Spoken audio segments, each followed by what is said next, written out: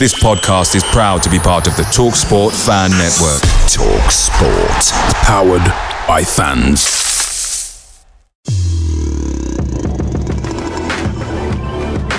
Hello from the other side. Hello, good evening, and welcome to the latest edition of Hello from the Other Side, the spin-off show, our preview show on the Wednesday week. You may be aware that I am not Dan or Ash. They've gone into hibernation after the last couple of games, so you're stuck with me tonight. It's Stevie, and I'm here tonight to speak all things football, all things prep, all things preview to what is sure to be one of the marquee games of the weekend, the Championship, all seeing, all dancing, marquee game, Swansea versus Sheffield Wednesday. I'm here with Luke from the Swancast podcast. Luke, how you doing? Yeah, I'm doing brilliant, thanks. I mean, I say brilliant, but I don't know how brilliant life down in the relegation zone could be this early into the season. No wins, same as you really, no plan. But yeah, I'm sure we'll discuss a lot of it going forward now. Yeah, I have a feeling that the next half an hour or so is going to be therapeutic, cathartic. Hopefully we'll find some shoots of positivity, getting after each other's results and performances so far this season. So, okay, let's get into it. Talk to me about the mood on your. Before we get started, talk to me about the mood on your pod. How are things on the Swancast given the start to the season that you've had? So the last two podcasts we've done, we lost to Bristol City. Tried to remain as positive as possible. However, the manager doesn't want to help himself and is saying some things in the media ahead of a big game against Cardiff that really make it hard to stay positive and ultimately go and lose that game. And it's not just the way that it's lost. It's the performances, it's, you know, the whole sort of vibe and atmosphere and everything around the club at the moment. It just doesn't feel right. It doesn't feel like where it should be, where it has been. And the fan base, I've never seen them so united against the decision of getting a manager out ever, I'll be honest, or at least for a long time. Which is quite sad to see, really, 7 games into a season. I started the season quite optimistic about the appointment. Haven't really seen what I thought I might see. We kind of knew it'd be a slow start, but not this slow. That's interesting to hear, actually, because obviously being Sheffield Wednesday, we've gone toe-to-toe with Barnsley last season, and obviously we're referring to Michael Duff. And we actually looked from afar with a little bit of envy, you know, at various points last season when they went on their fantastic run. And the team that we sort of feared more than anyone at various points last year was Barnsley. So to hear that he's sort of been a bit of an antagonist going in there is quite a surprise.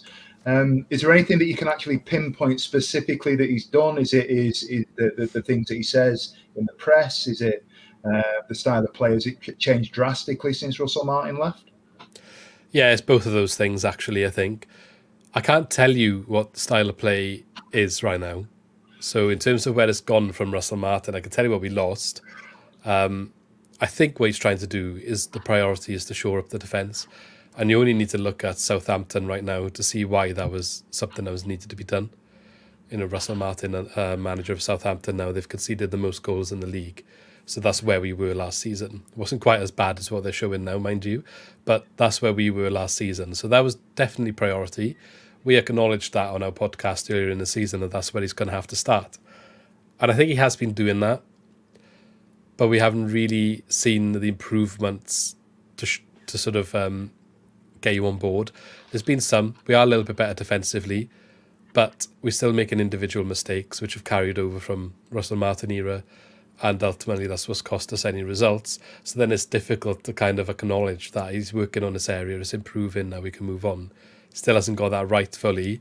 So then we haven't seen any of the progress on the other areas, which might be the attack inside and off the ball and all that, like the press, which I know was quite a big thing in Barnsley's system last year. I haven't seen any of it. So I came in with an expectation of what he did at Barnsley and where we might go. I know they told me, we had someone on the podcast at the start of the season, it might take a bit of a slow start. Maybe by Christmas it might be up and running with the speed. But he's under a lot of pressure already, 7 games in. I'm more than happy to give him time. But 3 points in 7 games is really poor, considering he's had investment, he's had backing. But yeah, the other side of it then is the way he's been in the press. Look, he's backing himself, he's confident in himself, but he's not making a connection with the fans. And I think that is where he's going wrong. Apparently he's not moved to Swansea, so he hasn't been able to get involved in the local community, get the feeling of the club. Swansea is quite a communal club and always has been. We've always had this thing called the Swansea Way. We're quite proud of like that aspect of it. It is quite a communal club. And I think you kind of need the managers to buy into that to a certain extent. Russell Martin did that really well. And I keep mentioning him, but the fan base does, because a lot of the fan base has struggled to move on from Russell Martin. And that might be an unfair thing to kind of like pass on to Michael Duff. But when he's not making any effort to embrace the culture and the fans, I guess, it is his own fault in a way. So one of the comments in particular that has made a rod for his own back or dug his own grave was after the Bristol City defeat, which was quite a poor performance. He went on record to say he would rather lose to Cardiff twice, which are the biggest rivals Cardiff are, than and get promoted. So he'd rather get promoted and lose to Cardiff twice. That did not go down well, because it's like, we see that game as the biggest game of football in the world, I guess. If you're a Swansea fan, if you're a Cardiff fan, it is the only bubble match left in the English league system, I believe. So it's a big deal. And we've won the last 4. Very proud of that. First team to do the double ever. And we've done it twice under Russell Martin. So we did it the first time and then backed it up the second season. So for him to come up with a comment like that kind of didn't sit well. And then the performance, I mean, after that comment, I guess you knew he was coming. Well, we went and lost that game. And it kind of looked like roles reversed for where Swansea versus Cardiff were the last 2 seasons, where their managers downplayed it. We've gone and battered them. It was roles reversed. And yeah, he's really made it difficult for himself now, because that has lost a lot of the fan base. Yeah.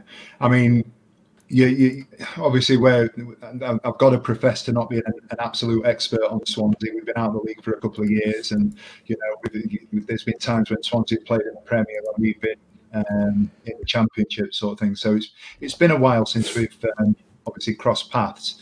But if I were to tell you that everything that you've just described, you could scrub out Swansea, you could scrub out Russell Martin and replace it with Sheffield Wednesday and Darren Moore. Honestly, Darren Moore, he reversed the fortunes of the club. He's changed the culture at Sheffield Wednesday, and I think we've got a hangover here now, having lost him. And as we're recording tonight, the rumour is he's on the verge of going on the road and going in at Huddersfield, and that's sort of left people with a bit of a sour taste in their mouth, because we got them pretty soon. But we've had similar things here up in Sheffield. He came to Sheffield, he moved in to the area, he bought into the fabric and the fibre of the place. As we said, he's managed to tame a pretty batshit crazy chairman in Chancery, and managed to manage up, unlike any manager that had in the previous sort of regime of the last 4 or 5 years. And coming away from that now with Chisco, we are very similar to the way that you're describing it, suffering a little bit. And everything that you're describing, I would say, is probably very similar to the things that we're going through at the minute. So, it's almost like we're carving copies of each other at the moment. You mentioned you mentioned the Cardiff game, and I know that we're the day after a couple of draws for both teams, 2-1 draws. Yourselves played QPR, and we obviously toiled against Middlesbrough down at the bottom of the league on TV last night. Beyond that, how's the mood coming away from the weekend, having lost that big derby? Do you think there's going to be a hangover next week? Well, after the derby, I think everyone said he's got... people wanted him gone then. I'll be quite frank. People would have been happy if he was gone then and there. But for me, I thought maybe this week, 2 games to kind of show that there's some sort of progress. So there was away at QPR, which was last night, and then yourselves on the weekend. Now, we led against QPR 1-0 for the majority of the match and ended up drawing that 1-1. As frustrating as that is, I guess that's a point, that's a draw away from home, where he could use that as a platform now to build, but we have to see that at the weekend against yourselves. It has to be a win. That changes it to 4 points since the derby, and all of a sudden, maybe you could start building something You know, I think we're at the stage where you need to just get a win and then build from there. Like, it doesn't really even matter about the performance. Just get over the line, get a win on the board, and then and then work on the performance, then move forward. Because it's just been, the longer it goes on without a win, the more pressure builds, the more doubt comes over. There's no confidence in the team. So I think that's where we are, really. Like last night, if we had won that game, yeah, we played well for 15, 20 minutes at the start. We got a 1-0 lead. But then afterwards, it kind of fizzled out. There wasn't really much going on. And it was a poor game with two poor teams. Ultimately, you can't say a draw was not the fair result. But if we had got over the line and it would been a scrappy, poor win, you'd still take that and build from that, you know. So that's where we are. I think he has to win against you guys on Saturday. I'm not really sure how much time he'd have left if he doesn't really, especially at home. And if he doesn't, I don't want to be there when that turns toxic, that's for sure. Yeah, it's going to be interesting. I don't know if you've seen any of the sound bites or the highlights from last night, but we've got a little bit of a splinter group within who've decided that they're going to form some sort of protest group. And on 15 minutes last night, we decided we were going to launch a load of tennis balls onto the pitch, very similar to Reading. It didn't help that this secret group told everybody that they were going to do it, and everybody was aware, and there were statements put out by the club saying, don't do that, and the vast majority of people didn't do that. So it looked a little bit tin pot, if I'm honest, but they've come out again today and said there's going to be, you know, some chanting, some protestation there on Saturday as well. They're intending to go down with banners and making it quite a sort of a hostile place for our team and our lads there as well, which I think from our point of view detracts a little bit from the objective. And as we've said, we're in a very similar boat, having, you know, heard the things that you're saying. We need a win rather than the quality of performance at the minute. We don't have an identity in the way that we're playing. So again, it's interesting to hear the things that you're saying, and you know, the sort of the worries that you have on the pitch. What sort of, you mentioned the performances on Saturday. What sort of formation? What can we expect to see from a Swansea side this weekend? So this season we've been playing 5 at the back, 3 in midfield and 2 up top. However, he reverted that to more of a 4-2-3-1 against QPR. I say that, but it's like a fluid front 4 with the wingers, the cam and the striker. I would expect him to persist with that because we did get a point out of it. You know, he was talking about the positives after the game. So I'd expect we'll continue to see that. Now, I did ask for this earlier in the season. We changed to it a few times late in games when we're chasing games, and I felt we had more success with it than 5 at the back system. So I would expect he'll maintain that. So whether there'll probably be some changes, I'd imagine. There was 1 or 2 injuries that got picked up against QPR.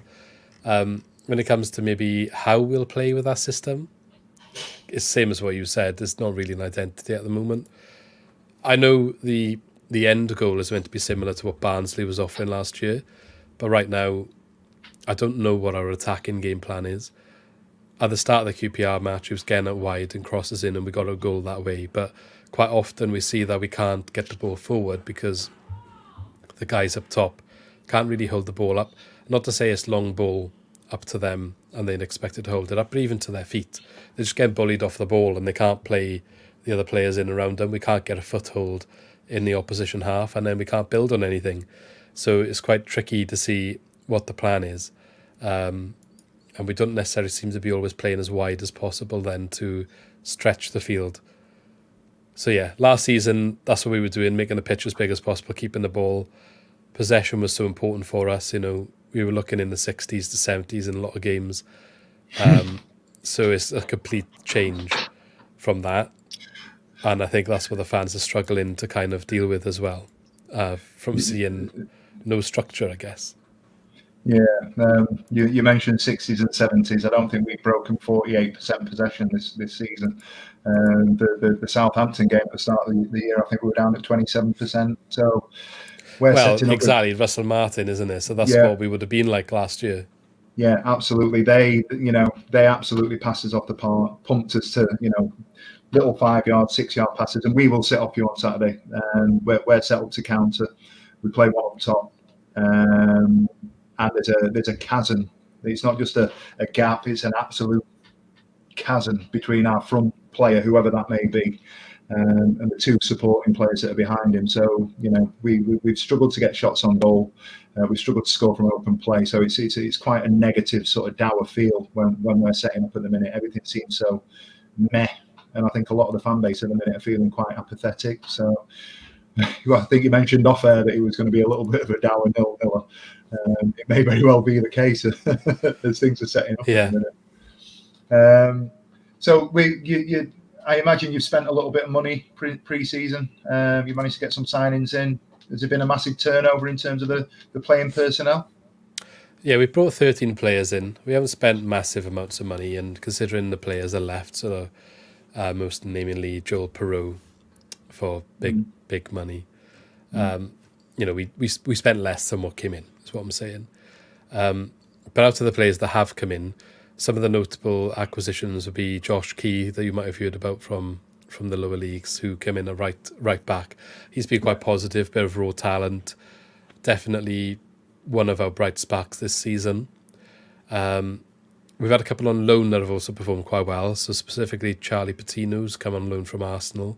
He was at Blackpool last year, he had a good season there. So he's come in, he's got 3 assists in his first 4 games. He didn't play yesterday, but I would expect him maybe to come back in for this one. And the other player we probably spent the most amount of money on then is Jerry Yates from Blackpool as well. He scored 2 goals up top for us, but he's not really looked great the last couple of games.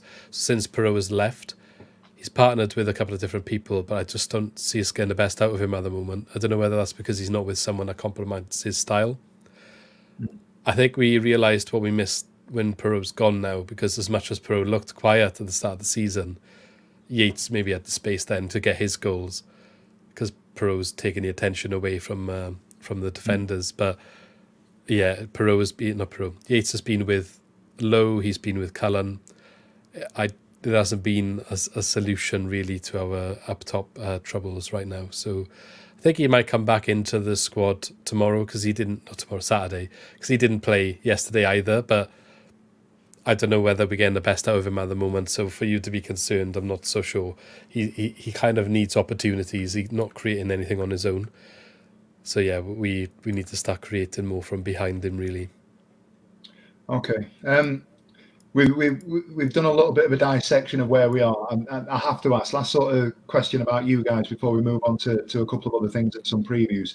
Do you think he's going to turn it around? Do you see yourself as being in maybe a little bit of a false position? And let's say, good news for you guys and bad news for us, that, you know, come Saturday, Swansea get the points. Do you think that's a point where you kick on and, you know, that's the start of your season and you move, or do you think it's just a blip or a bounce that you hope for the next result? Where do you see things going? It's a difficult one, because I think ultimately we got the tools to change it. Sometimes in reality it's not that easy. I think false position, we're not in a false position based on how the season's gone, but maybe we're in a false position on paper if you look at our squad and the players that we have got available. I don't think we should be where we are.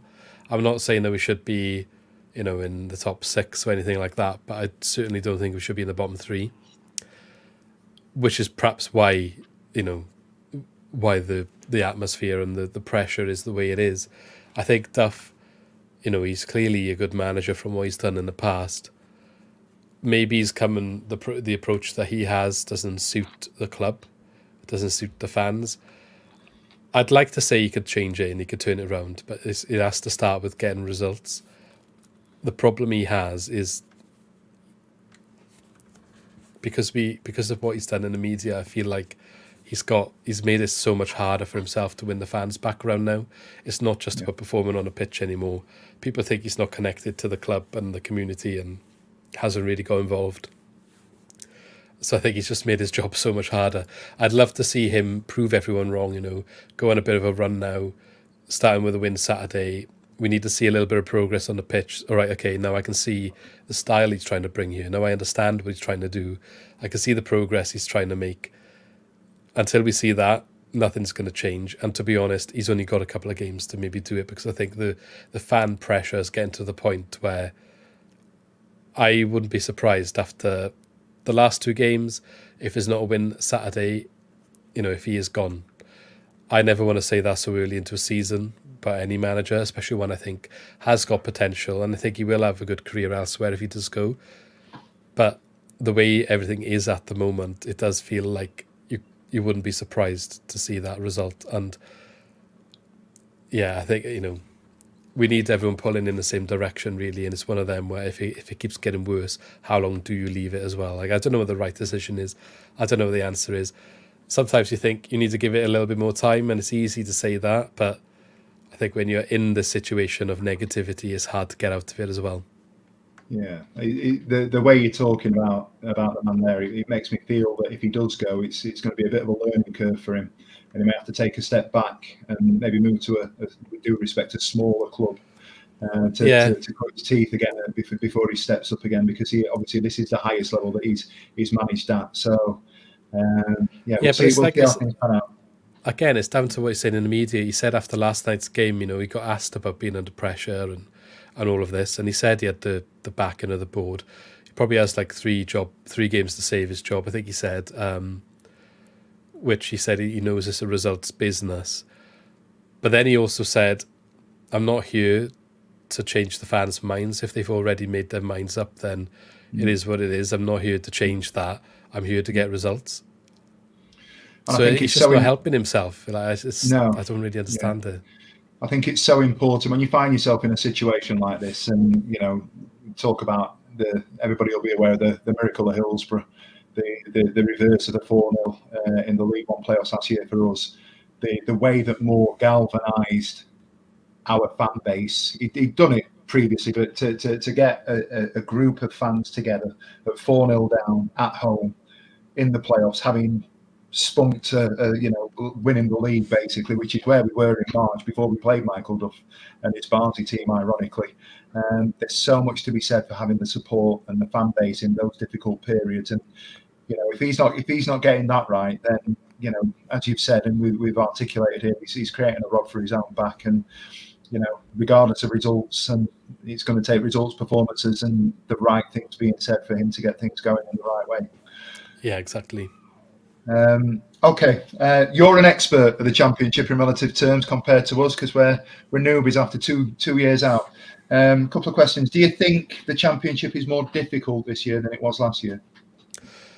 Yeah, I think it's a difficult year this year. We said it at the start of the season. I think the 3 clubs that came down are probably 3 of the strongest clubs on paper that have come down in recent memory. So we got Southampton, Leicester and Leeds. I think none of them went up the year before, did they? So like that's always a tricky selection of teams to come into the league. Look at Leicester, the way they're performing. I think Leeds are starting to pick up steam now. Southampton are definitely underperforming based on the players they have available to them. But I can tell you firsthand the reasons for that is Russell Martin. As much as I wouldn't be opposed to him still being at Swansea right now, it does not shock me to see their defending and why they're in the mess that they're in. But ultimately, I wouldn't say it's an easy game. It's just the same thing that happened to Swansea last year. They'll dominate matches, but also concede a poor goal. And that's what happens. And then they lose. You could say all the stuff about being the better team and, controlling the match until you have that one moment of lapse of concentration or whatever. But that's what's happening with them again. So it's easy to see why that's happening. Still think it's a tricky team, and if he goes and someone else comes in, that's more rigid with what they're doing. I'd expect them climbing up. As for the teams that come up as well, yourselves, you've got Ipswich. Look at where they, second in the league after coming up, like says it all. I know they had a really good run at the back end of last year. I did think they would have a good season this year, and they're in a realistic chance at the moment of even knocking on the door to go straight back up again. And I think Plymouth as well, they look quite good from what I saw of them last season. They had a player on loan from us, Morgan Whittaker, who definitely did really well in League One, set League One alight when he was there. We recalled him and didn't utilise him. Stupid decision, really. But he's gone back there now and he's doing the job again. I think it is a really competitive league, and maybe we are suffering as a result of that.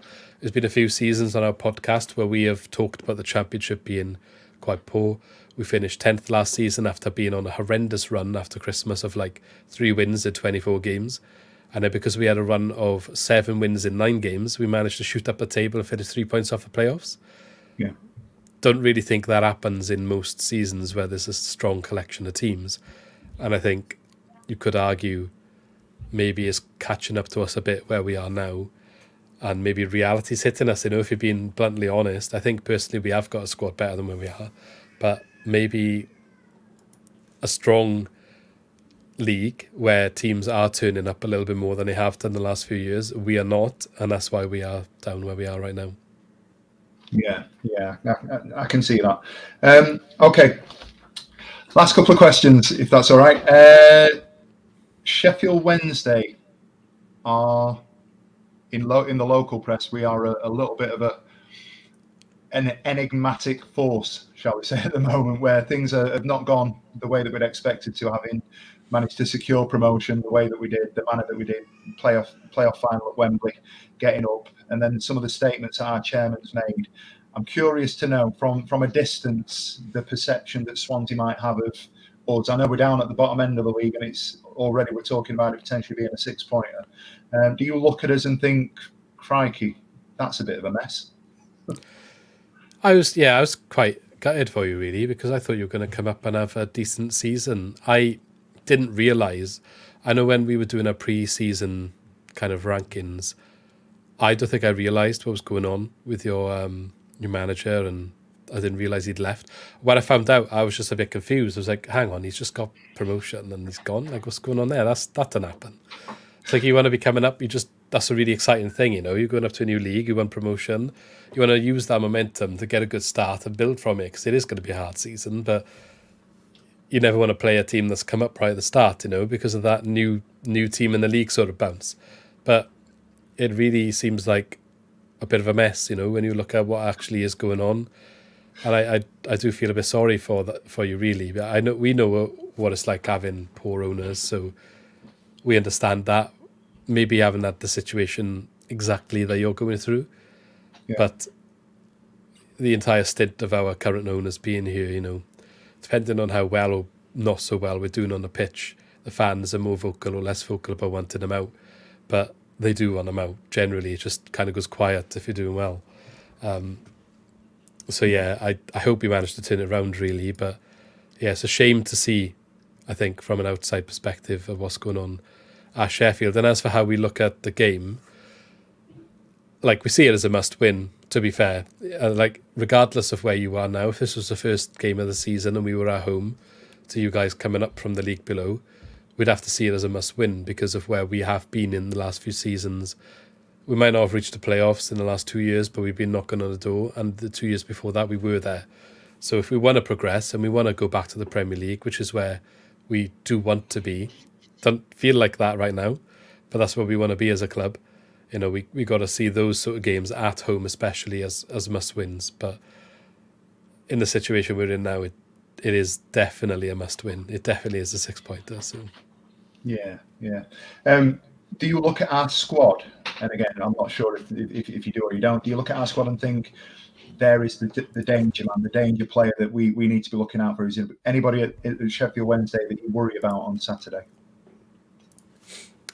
I think Barry Bannon's the obvious one. He's been around the block for quite some time, and he's definitely got the ability to do damage. Not sure how old he is now, but it's interesting to see how long he's been your main man for. But definitely, he'd be the one. Yeah, he's 32, 33. He'd be the one. I think we got linked when you went down last time, when he got relegated. I think we got linked to him. I don't know if there was any truth in it. It's just a name that popped up once or twice. But he'd be one that I would definitely be looking at that can do some damage. But there's 2 other names. George Byers obviously used to play for us. He came through our academy. Nice to see him doing well. So, I'd like to see him on the pitch just for the sake of an old boy coming back to the club. I was actually gutted to see him leave, really. I thought he still had something to offer at Swansea. He had a big injury, didn't really come back from it, and just kind of left when he recovered. He was let go rather than being able to come back into the team. But before his injury, he was a mainstay in the squad, so I was surprised that he went. And we at the time, I don't think we had an abundance of resources in his position. But yeah, it's nice to see him back in the Championship.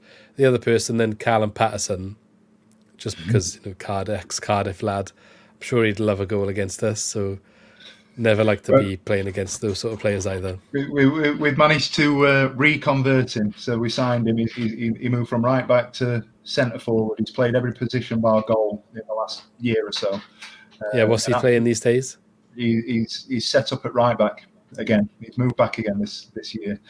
Didn't make the starting 11 yesterday, nor did Byers actually, which is a bit of a surprise. I'm not sure Xisco knows what to do with George Byers at the minute, but that's an entirely different conversation for an entirely different podcast. Where does he normally play, like as a 10 or just a midfield? No, a little bit deeper. So under Moore last year, he dictated things along with Bannon and Will Volks. Previous to that, we had Luongo in, who's now obviously at Ipswich, before Volks came in. But, for the longest time, Byers was the player that people think or believed would be the successor to Barry Bannon. He's the main guy for us.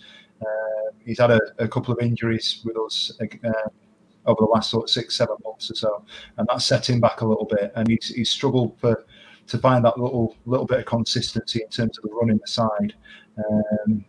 Again, I'm not sure that Xisco realises what he's got with Byers, because I think on his day, played in the right way, he is the one.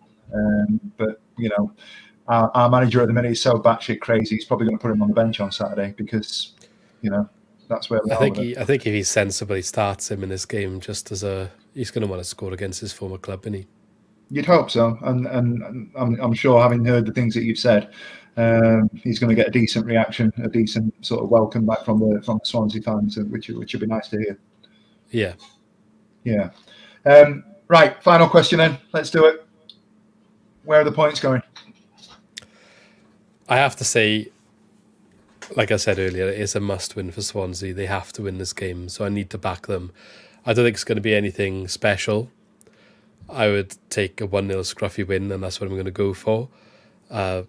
Last night, we managed to hold on 1-0 for most of the match before conceding last minute, and we need to go one step further and convert that to a win. Whatever the performance is, we need something to build on. So we need a win. He needs a win. He might be gone if he doesn't win this game. So I guess, if you want to believe Michael Duff has still got potential at Swansea, then Swansea win this game. So I want to look, for all the positives of the best and say that he can still have a future year. So I'm going to say Swansea going to win this one. And for all the exact same reasons, I'm going to go 1-0 the other way. Which means it's 0-0 and they're both getting sacked. Yeah. Luke, I know we've spoken off air and you've said that you're feeling a little bit under the weather, so I really appreciate you spending half an hour with me. It's been fantastic to meet and talk to you. Do you want to give your podcast a little plug before we head off into the sunset? Yeah, no, I appreciate that. Sorry if I've struggled with the speech at all, but it's just working through it. But yeah, Swans Cast Podcast on YouTube for all of our content, and our podcasts then also on Spotify and all the other platforms as well. Twitter is our main social media, so catch us any of those places really. Brilliant. And if you are a regular fan of the Wednesday week, you'll be jumping on. You'll see our links on the screen if you're on YouTube below. TWW Cast on X as it is nowadays. We need to move the logo. Please give us a like and subscribe. Positive feedback's always welcome. And here's hoping that Saturday the 6-pointer falls the way of Sheffield Wednesday. Luke, all the best, mate. Thank you very much. And you. Cheers. Cheers.